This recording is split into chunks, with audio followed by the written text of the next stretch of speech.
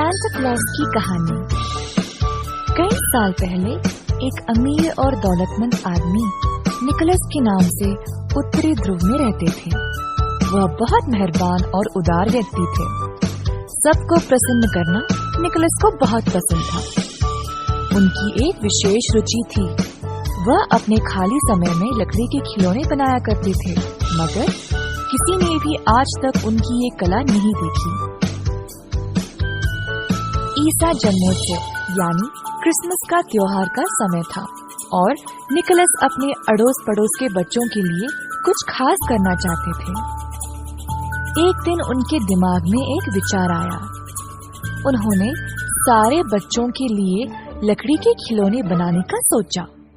फिर हर मकान के चिमनी के रास्ते से घर के अंदर जाकर भट्टी की जगह रखे हुए मोजे के अंदर अपने तोहफे छिपाना चाहा। बीच रात का समय था।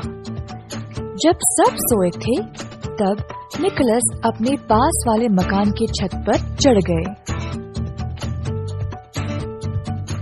घर के अंदर जाकर जल्दी से उपहार रख के तुरंत वापस चढ़ गए।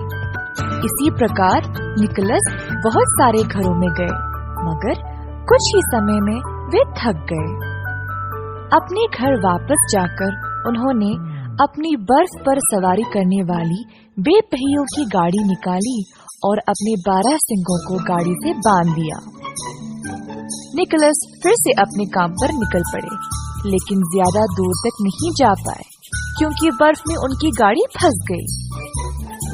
निकोलस अपने 12 सिंगों को बर्फ के बाहर निकालने की कोशिश कर ही रहे थे जब वहाँ एक परी प्रकट हुई।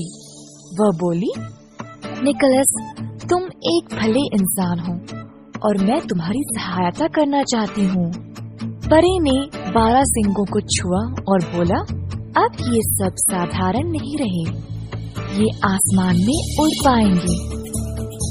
परी ने फिर से अपना हाथ फेरा और छोटे छोटे कल्पित बौने प्रकट हुए। वे सब हरे रंग के कपड़े और लंबे हरे रंग के टोपियां पहने हुए थे। उनके कान लंबे और बड़े विचित्र थे। परी ने कहा, ये सब तुमको तुम्हारे भेंट बांटने में सहायता करेंगे और सबके पास खुशियाँ ले जाएंगे। ये तेज रफ्तार में काम करेंगे और अलग अलग किस्म के खिलौने बनाने में तुम्हारी मदद भी करेंगे। निकोलस हैरान थे, लेकिन बहुत प्रसन्न भी हो गए थे।